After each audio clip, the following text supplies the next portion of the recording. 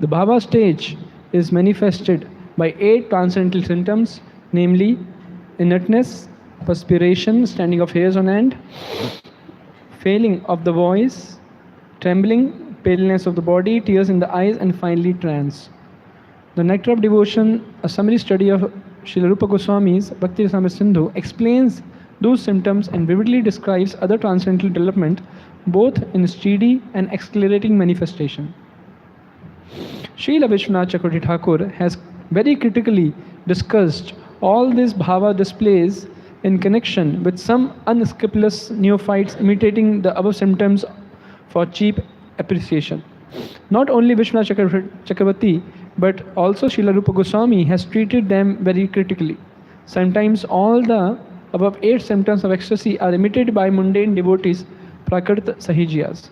But the pseudo symptoms are at once detected when one sees the pseudo devotee addicted to so many forbidden things.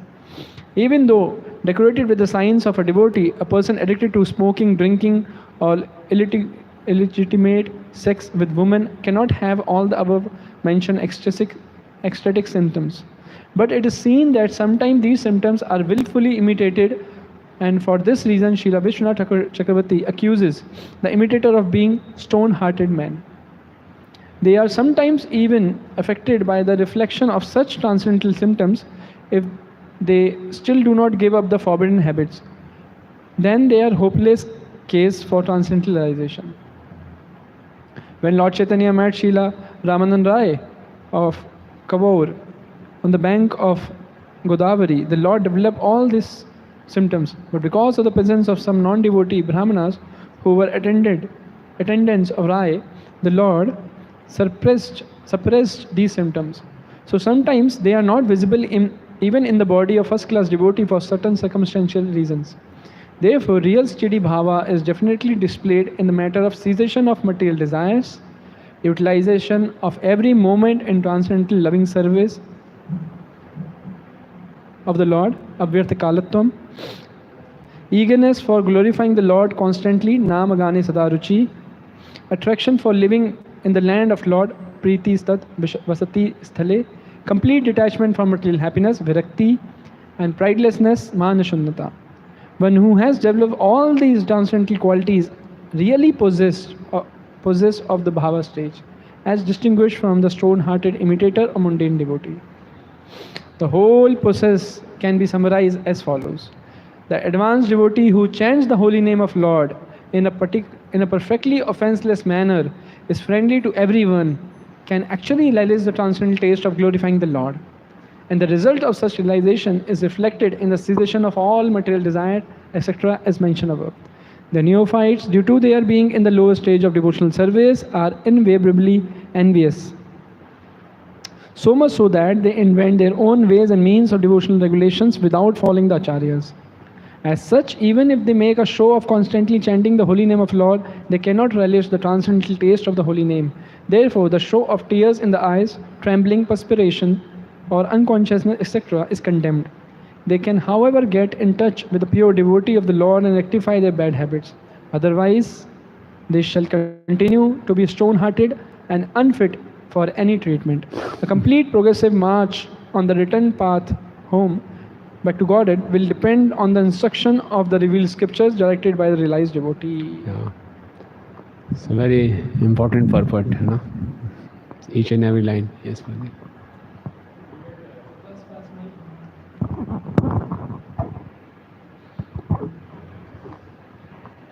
In the third canto, 25th chapter, that verse about Titikshava Karunika, and after that verse about Titikshava Karunika, when Lord Kapil Dev mentions about, and after that shloka, Mai Ananya Bhavena Bhakti Dridham Ye. So we understand that this is primary characteristic, and Titikshava Karunika, all these qualities and this tears coming, this is like, so we should not be, this is like secondary kind of a thing. First is staunch devotional service. So how to understand even this context when we are studying about performance, and you know the tears are not coming and the hairs are not standing on end and should be considered steel framed. So that is up to Krishna, as you were mentioning in the last discussion. We can only try and cry. So how to understand that point? Mai Ananya Bhavena Dridam, that our practice should be there. At the same time, we are expecting also that some result should also come. The steel framed heart should change. And so, how to understand that my endeavors, you know? Yeah, so my expectation is not that when that ecstasy will come. I'm not striving, the devotee doesn't strive for ecstasy. Ecstasy is just a side product. Devotee only strives for the service. As we progress, like Prabhupada is saying, we should feel separation from Krishna. So tears are coming because of separation from Krishna. So devotee only wants to increase his attachment to Krishna. So as we progress, our devotee will realize that how much offenses he has committed against Krishna, why he got separated from Krishna. So he is repenting and now he is feeling separation. So he's requesting Krishna to engage him in his service. Ai nanda tanuja kinkaram patitam ma vishme bhava buddho. So he'll have that kind of feelings. So he'll keep on making efforts and then waiting for the mercy. So this change of heart will actually depend on Krishna if he gives us. Yes. Everything depends on the mercy. Our efforts can attract mercy, that's all, at the most. With our efforts, we cannot bring tears, or we cannot bring bhav stage with our efforts. It is bestowed upon. It's gifted by Krishna. So then how to understand this when it says that the reverse statement, the corollary, when it is stated that means if tears are not coming, that means there is no chanting, or the corollary statement. No, it is said even if the tears are coming, but heart is not changing. Heart is still framed. And the other statements are also there in this purport. Yeah. And that you are discussing, that if that is not happening, that means. Yeah. So how to understand that? Because that corollary, that kind of. That's a symptom. We can measure ourselves. Tears may not come, but the material desires should go down. Attachment for Krishna should go up. Tears may or may not come. It's not a necessary condition or sufficient condition. Tears may or may not come. Chaitanya Mahaprabhu, many advanced devotees, they don't show tears, but they are very advanced. So in this connection only, I was mentioning the third canto shloka, Mai Ananya Bhavena. Yeah. So all these qualities like Titikshava and tolerance, forgiveness, as you were mentioning about. Yeah. So there, Kapil, there it is mentioned that this is like secondary sort of a thing. Primary requirement is that you stick to the chanting, hearing, and performance of devotional service. Yes. So all these qualities, like devotees have 26 qualities. The prime quality is Krishnik Sharanam. Correct. So rest are the secondary qualities. So my prime quality should be there, my shelter of Krishna, my Shravanam Kirtanam, how I take shelter of Krishna, that should keep on increasing. So secondary qualities will, with time, they will appear. Yes, Prabhu.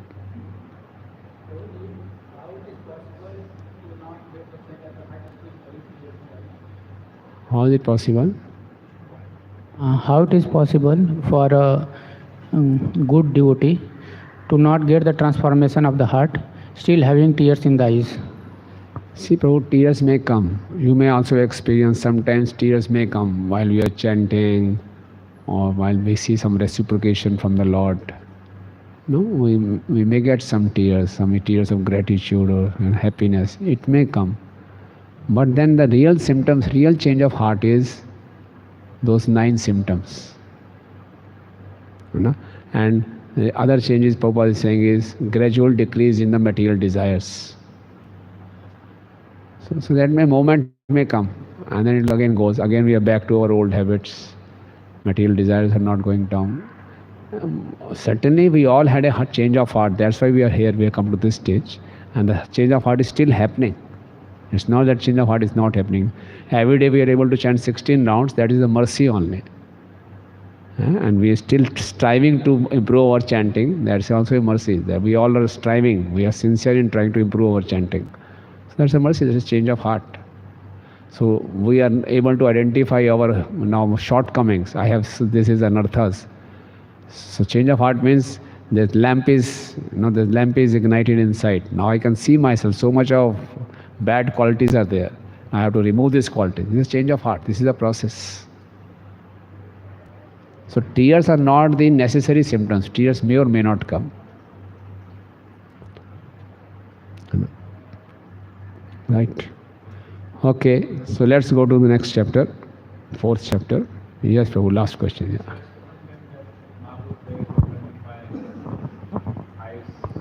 Decorated with tears. So that is like internal state of. Yeah, when the day will come, my throat will get choked in ecstasy. So that means I should feel that much of separation from you. Yeah. I should not copy that. It's not that externally they should appear. That's the internal state of heart. Okay. 4th chapter is named the process of creation. Okay. In this chapter, the process of creation won't be discussed. The questions about creation will be there. And the whole chapter is mainly about the prayers. How Shukdev Goswami, before answering, he starts praying to the Lord. Very nice chapter. Sutta vacha Vaiyasakir iti vachas Tattva nischayam atmana Upadharyam matim Krishne Autarye satim yadhat. Please translation. Shuddha Goswami said, Maharaj Parikshit, the son of Uttara, after hearing the speeches of Shukdev Goswami, which were all about the truth of the self, applied his concentration faithfully upon Lord Krishna. Yeah. Purport. The word satim is very significant. This means existing and chaste. And both imports are perfectly applicable in the case of Maharaj Parikshit. The whole Vedic adventure is to draw one's attention entirely unto the lotus feet of Lord Krishna without any diversion, as instructed in the Bhagavad Gita 15.15. Fortunately, Maharaj Parikshit had already been attracted to the Lord from the very beginning of his body, in the womb of his mother. In the womb of his mother, he was struck by the Brahmastra atomic bomb released by Ashwatthama. But by the grace of the Lord, he was saved from being burnt by the fiery weapon. And since then, the king continuously concentrated his mind upon Lord Krishna, which made him perfectly chaste in devotional service. So by natural sequence, he was a chaste devotee of the Lord. And when he further heard from Sri Shukdev Goswami that one should worship the Lord only and no one else, even though full of all desires or desireless, his natural affection for Krishna was strengthened. We have already discussed these topics. To become a pure devotee of Lord Krishna, two things are very much essential, namely having a chance to be born in the family of a devotee and having the blessing of a bona fide spiritual master. By the grace of Lord Krishna, Parikshit Maharaj had both opportunities.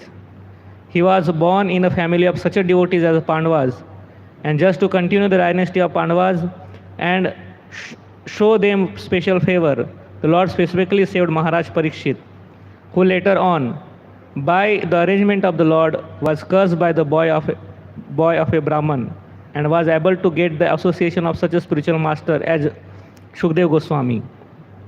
In the Chaitanya Charitamrita, it is said that a fortunate person, by the mercy of spiritual master and Lord Krishna, achieves the path of devotional service. This was perfectly applicable in the case of Maharaj Parikshit. By way of being born in a family of devotees, he automatically come in touch with Krishna, and after being so contacted, he constantly remembered him. Consequently, Lord Krishna gave the king further chance for development in devotional service by introducing him to Shukdev Goswami, a stalwart devotee of the Lord with perfect knowledge in self-realization. And by hearing from a bona fide spiritual master, he was perfectly able to concentrate his chaste mind further upon Lord Krishna as a matter of course. Yeah. So important words in this is satim, matim. Okay. So we should keep our mati always sati, chaste. Okay. So how we can keep the mati always sati? By the association of pure devotees, hearing from them, our mati should remain sati. Okay. These days so many distractions are there. So the smartphone can make our mati asati. You know. So one has to be very, very careful that mati remains sati. If mati is sati, then the gati will be also good. If mati is not satim, then gatim will be something else. Okay. Atmajaya sutagra pashu dravena bandhushu raje cha vikale nityam virodam mamatam jaho.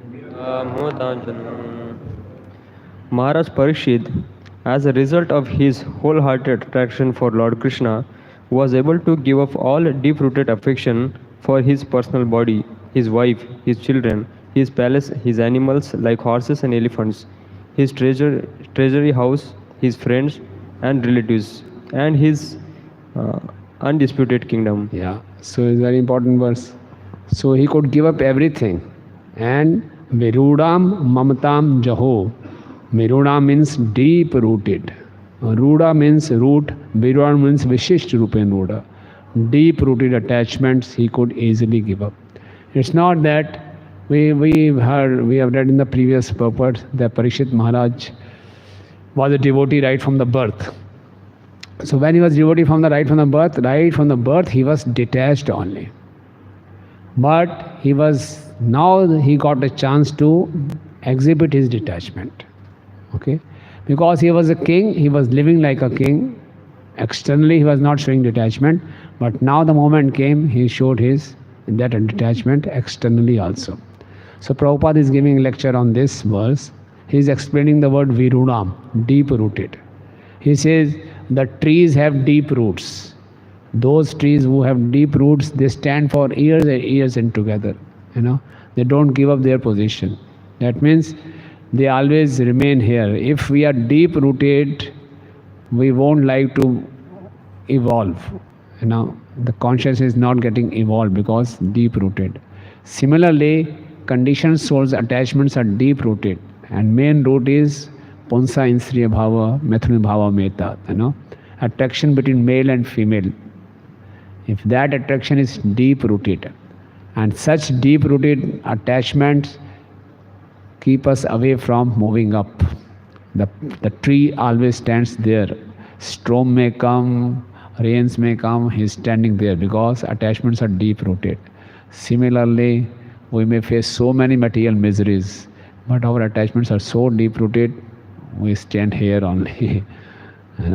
We may keep on changing bodies, but we remain in this material world only. So if our attachments are deep rooted, then our evolvement of consciousness won't be there. Tree's consciousness is not evolving because it's deep rooted. Similarly, if the conditioned soul attachments are also deep rooted, his consciousness won't evolve. But Parikshit Maharaj, because he was devotee right from the birth, he could easily give up.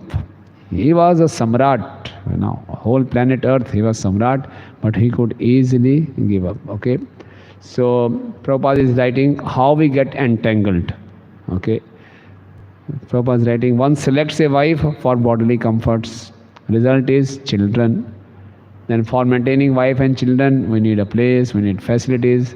For maintaining place, facilities, vehicles, etc., we need money. Then we work, and that's how we keep on entangling. That story is there now. The Guru gives Bhagavad Gita to the disciple. There was a rat who had bitten the Bhagavad Gita. To counter that rat, cat was brought. Cat has to be fed milk. For the milk, a cow was taken. For milking the cow, a lady was brought in. Then he married. Then children. After a few years, when the Guru comes, did you read Bhagavad Gita? He said, this is my Bhagavad Gita, whole family. This Bhagavad Gita has expanded. So he could not start Bhagavad Gita. For taking care of Bhagavad Gita, he had to do so many things. So this is how material world is. Istri means expansion. Things keep on getting expanded, and our attachment also keeps on expanding. So Prabhupada said, this is called material civilization of material attachment. Devotion for Lord Krishna means negation for all material attachments as detailed above. By the grace of Lord Krishna, Maharaj Parikshit was awarded all material amenities and undisputed kingdom in which to enjoy the undisputed position of a king. But by the grace of the Lord, he was able to give up all connections with material attachment. This is the position of a pure devotee. Okay. So he was just exhibiting his royal duties, but he was never attached. Okay. So Prabhupada is writing the next paragraph. Can you read? Attachment for the household paraphernalia. Attachment for householder paraphernalia and for Lord Krishna go poorly together. One attachment is the path of darkness, and the other attachment is the path of light. Where there is a light, there is no darkness, and where there is a darkness, there is no light. But an expert devotee can turn everything into the path of light by an attitude of service to the Lord. And the best example here is Pandavas. Maharaj Yudhishthir and householders like him can turn everything to light by dawdling so-called material assets in the service of the Lord. But one who is not trained or is unable to turn everything to the service of the Lord, Nirbandha Krishna Sambandhe, must give up all material connections before he can be fit to hear and chant the glories of the Lord. Or, in other words, one who has seriously heard Srimad Bhagavatam for even one day, like Maharaj Parikshit, from a fit personality like Shukdev Goswami, may be able to lose all the affinity for material things. There is no utility simply in imitating Maharaj Parikshit and hearing Bhagavatam from the professional men, even for 700 years. To take Srimad Bhagavatam as a means of maintaining family expenditure is the grossest type of namaprad, offenses at the feet of the Lord. Yeah. Even if we hear for 700 years, there won't be any effect. But if we hear from a fit personality for one moment, the detachment will appear. Okay. Now it is Prabhupada is writing, if one is not trained or unable to turn everything to service of the Lord, must give up all material connections before he can be fit to hear and chant the glories of the Lord. It's very important, you know. Sometimes in the name of Yukta Vairagya, we take facilities and then enjoy those facilities and then we compromise on our consciousness. So we should be very, very honest with ourselves that Nirbandhe Krishna Sambandhe. 24 hours, that facility is meant for Krishna only. It's not that 22 hours is meant for Krishna and 2 hours I can use for myself also. No. It should be 24 hours meant for Krishna only. You know, then we can use that facility. Otherwise, we see that in the name of Yukta Vairagya, we accumulate all facilities, but we use it for ourselves. And then when we use it for ourselves, we get attached. And when we get attached, when the facility is taken away, then we feel pain. And then all those things. And if I am using that facilities, then I'll see others also. Are they having better facilities than me? Why he is having better facilities than me? Then envy comes or pride comes. It's all because I am using it for myself. If I am using it for Krishna, no envy, no pride, nothing, no attachment. So Yukta Vairagya is not easy thing. We just take Vairagya is not easy, it's very difficult. Sanatana Goswami gives the example. He keeps that touchstone in the garbage. And there Srila Prabhupada is writing, till we are not able to distinguish what is material, what is spiritual, we should stay away from these things. Clear? Remember that? Yeah. Okay. Next verse. Prapaschemam evartham yanmam prichata sattama Krishnanubhava shravane shadadhano mahamana sansthaam vigyaya sanyasya karma traivargikam chayat Vasudeve Bhagavati Atmamavam Dridam Gata. Yes. O great sages, the great soul Maharaj Parikshit, constantly wrapped in thought of Lord Krishna, knowing well of his imminent death, renounced all sorts of fruity activities, namely acts of religion, economic development, and sense gratification, and thus fixed himself firmly in his natural love for Krishna, and asked all these questions exactly as you are asking me. See, these verses are very important. One can easily say, why Sud Goswami is telling all these things? He should have straight away start what Parikshit Maharaj asked. Shonakadi Rishi asked this question, what Parikshit asked, but he's giving his own commentary. You know, why is he giving his own commentary? You know, he start questioning Parikshit Maharaj's questions from the next verse. These 4 verses, what is the significance of these 4 verses? That this is happened, you know.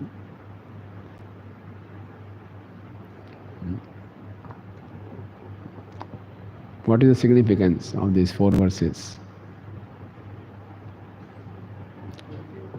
The background of Parikshit Maharaj is told. Means the question answer, what kind of personalities are doing. So Yeah. then we can understand Yeah. the type of question. We can understand in which mood Parikshit Maharaj is inquiring. When Parikshit Maharaj is asking questions, he has given up everything.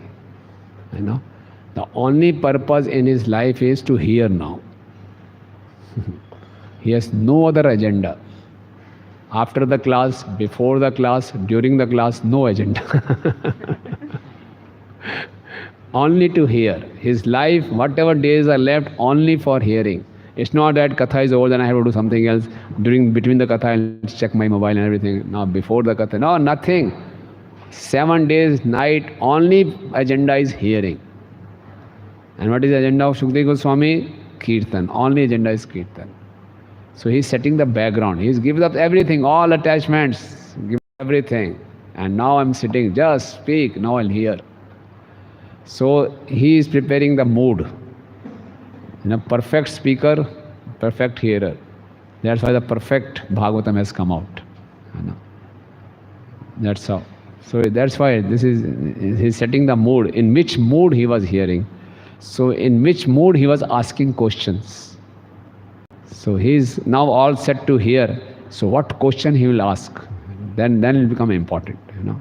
Okay. So yes, we are in 4th verse, no? Yes. Prapach chemam imam artham yanman prachata sattama. Okay. So he asked Parikshit Maharaj, asked Sukadeva Goswami, as you have asked me. Okay. So please read. He had given up Traya Vargya, Karma Tavringam Chayat, Vasudeva Bhagavati, Atma Bhavam Dridam Gata. Okay. Please read the purport. The 3 activities of religion, economic development, and sense gratification are generally attractive for conditioned souls struggling for existence in the material world. Such regulated activities prescribed in the Vedas are called the karma kandiya conception of life, and householders are generally recommended to follow the rules just to enjoy material prosperity, both in this life and the next. Most people are attracted by such activities, though in the modern godless civilization, people are more concerned with economic development and sense gratification without any religious sentiments. As a great emperor of the world, Maharaj Parikshit had to observe such regulations of the Vedic Karma Kandi section. But by his slight association with Sukadeva Goswami, he could perfectly understand that Lord Krishna, the absolute personality of Godhead Vasudeva, for whom he had a natural love since his birth, is everything, and thus he fixed his mind firmly upon him, renouncing all modes of Vedic Karma Kandi activities. This perfectional stage is attained by a Jnani after many births. The Jnanis, or the empiric philosophers endeavoring for liberation, are thousands of times better than the fruitive workers. And out of hundreds of thousands of such Jnanis, one is liberated factually. And out of hundreds of thousands of liberated persons, even one person is rarely found who can firmly fix his mind under the lotus feet of Lord Krishna, as declared by the Lord himself in the Bhagavad Gita, 7.19. Maharaj Parikshit is especially qualified the word Mahamanah, which puts him on equal level with the Mahatmas described in the Bhagavad Gita. In the later age also there have many Mahatmas of this type, and they also give all Karmakandi conceptions of life solely and wholly depending upon the Supreme Personality of Lord Krishna. Okay. So Parikshit Maharaj, he was a king. He had given up all dharma, arth, kam. everything he gave up, and now is wholly and solely depending on Krishna, ready to hear. Now, while he was a king, he was performing these karma kandiya sacrifices, but he was a devotee also. So karma kandiya and the devotion don't go together. Then why he was performing this karma kandiya sacrifice? To set an example, That is the one reason. So we see in Bhagavatam throughout, King Ambrish, Yudhishthira Maharaj, Prithu Maharaj, Bharat Maharaj, they are performing sacrifices, big sacrifices. But one reason they perform is to set an example, because as a king, this is a prescribed duty. If they give up performing sacrifice, although they don't require, they're completely detached. But general public will also give up their prescribed duties, number one.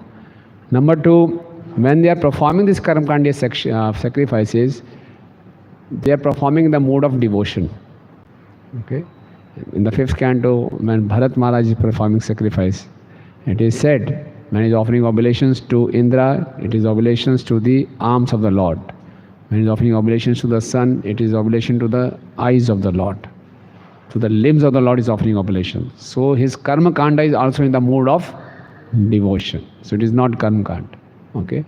And thirdly, when they used to perform such sacrifices, sometimes they never used to get involved themselves. They used to engage a priest, Adhavaryu. He used to perform sacrifices on their behalf. So just for this sake, they used to carry out the sacrifices. Otherwise, they had no need for performing. Yes, Prabhu?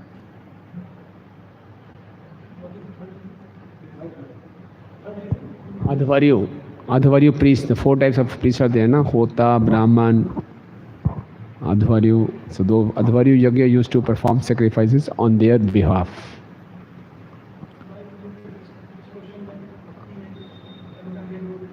They were devotees, but just to set an example, they used to perform sacrifices. But that too in the mood of devotion, and that also they used to get it through some priest.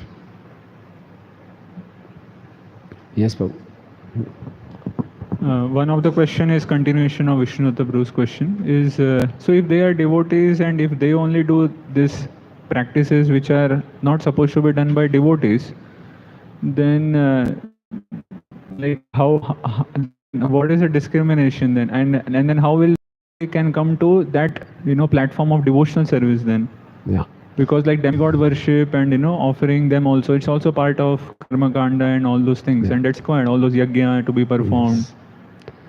So that in olden days there was a varnashram, and like I think yesterday or day before yesterday we discussed that people have different kind of qualifications. Okay. So if they give up these performing sacrifices, so all the people will start giving up their duties also. So to set an example, those who are in their ashram, as per their qualification, they have to do their prescribed duties. It used to be there. At the same time, we also read in the 9th canto of Srimad Bhagavatam, Ambrish Maharaj, he used to ensure that all the kingdom, the Ekadashi is maintained. Even the citizens of the Ambrish Maharaj, they never desired sense gratification. So there also they used to ensure. But at the same time, they used to ensure that everyone is following prescribed duty also. Because in this way, the people may take advantage, and though they are not qualified, and they had to perform their prescribed duties for their purification, they'll give up that. So they won't progress. So basically, then can we say that basically what do you mean is that those who are grahasthas, they must do this karma kanda also as keeping that devotional mood and attitude into picture, that if we can attract and do basically worship Ganesh or whatever, or do some these kind of processes, keeping Krishna in the center, so that devotional service progresses, something like that. No, not for this age. This age there is no varnashram. So this age, if we can induce everyone to chant the holy name, but still the grahasthas, some karmakandi thing like Shraddha, etc., they can perform. No need for going for demigod worship. then will deviate people. People take that this is good. They won't take to devotional service. But the other olden days were different. And there's a fixed varnashram system was there, so they had to follow their prescribed duties. So, but that's what in ISKCON we are trying to adopt and preach also about this Varnashram. They try to come to this platform. That's Yeah. how I think there is a whole department about it. Yes, Varnashram. yes. So let it be first come, let there is self-submission community, and then we can see Devi Varnashram will introduce. I won't introduce other Devi Varnashram. The center will be Krishna only. And there won't be any place for Karma Kand. The Varnashram doesn't mean there has to be a place for Karma Kand. It's not necessary. Sanskars will be there, but all Krishna will be in the center. Because these examples, when one reads and hears, then naturally, then what is the need for, reading all these things? In the sense, it is for us to follow or how?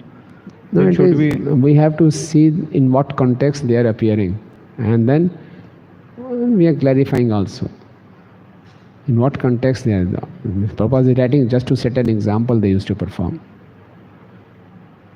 And then we see in the case of Bharat Maharaj, he was offering oblations like this in a devotional mood.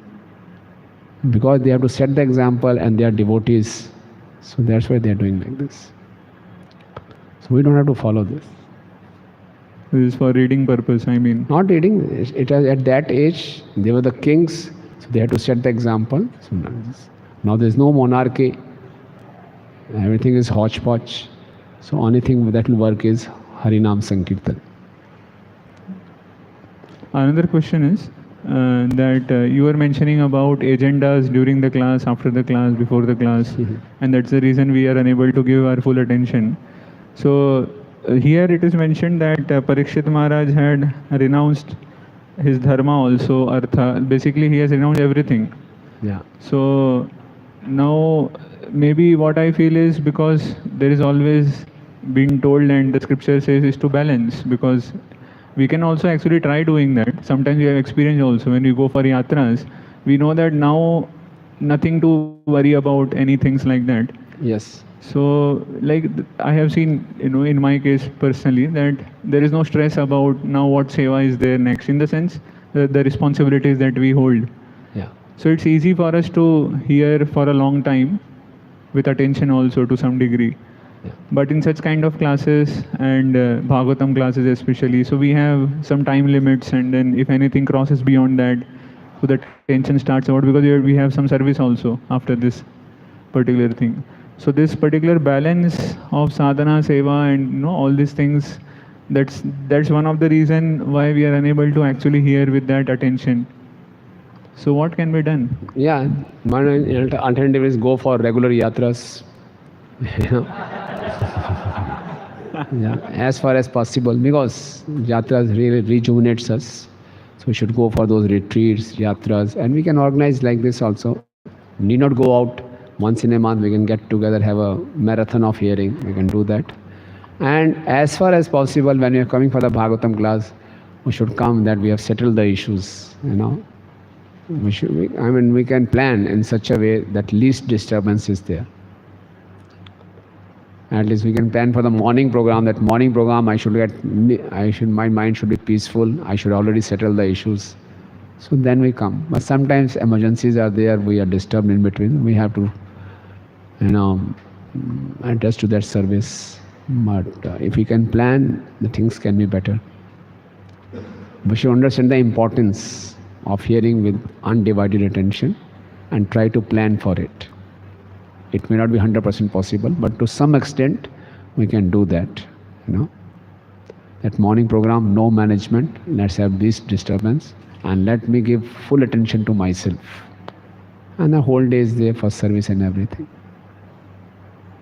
We can try. Yes, Prabhuji. Prabhuji, big politicians, they without reading the shastras handles every situation very easily. So we should be more advanced than that politicians. Yes, very important. Yes. We should take inspiration from them. That's what Bhaktivinoda Thakur also says. Seeing the materialist people, they are so enthusiastic in their business, in their service. We should learn from them how enthusiastic they are for their earning money and going around. Similarly, We should plan. Thank you, Prabhu. Very nice. Hare Krishna, Prabhuji. Just like continuing the Prabhuji's question, you said that it's a monarch. This scenario doesn't follow us in Kali Yuga. It is not applicable. But being in a brahmachari scenario, it's very easy. You leave everything. There's only one thing you have to do. Yeah. But when you are like in the society, when grihasthas are there, those who had came from different background and have different rituals and rules and regulation, when we ask them, you leave everything and just chant Hare Krishna mantra and follow this bhakti, so sometimes they are ready, but because of the society pressure and all that, for them it's become very difficult to do that, and they have to forcefully perform certain rituals. Yeah. So in that scenario, then how should we tell them that you should continue without getting disconnected from the society? Or Yes, Prabhuji. It will depend on that person, how advanced he is, how much he is ready to take, what are his relationship with his family members, how much pressure he is facing, how much pressure he can resist. It will depend on the person to person. If he is a new person, not able to take so much pressure, we allow him, continue, no problem. Do this also, do that also. It depends on that person's situation.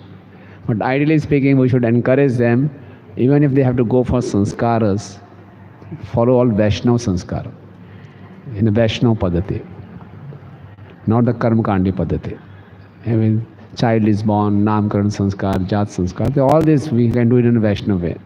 Antyeshti sanskar also. Everything can be done in a Vaishnava Padati. So we should encourage them. But if they are feeling too much pressure from their family, so we can say, okay, do both. This also. And gradually, because our Vaishnava Padati is so systematic, it is done in such a nice manner, the other people also get attracted. So they also, ऐसे शादी कभी देखी नहीं है, ऐसा विवाह संस्कार कभी देखा नहीं है. So they also get attracted. And then they start following also.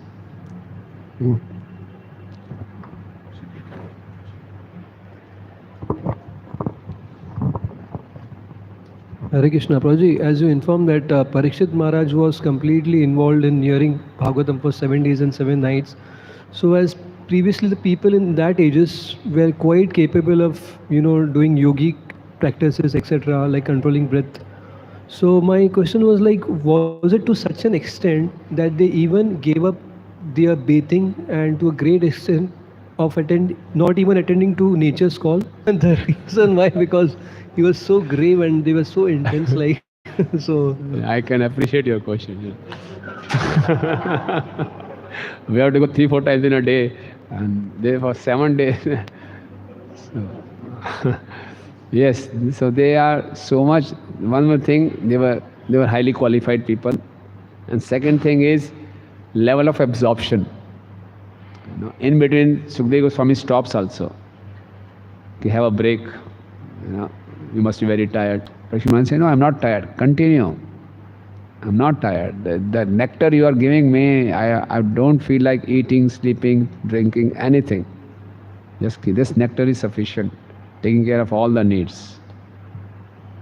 So level of absorption is there.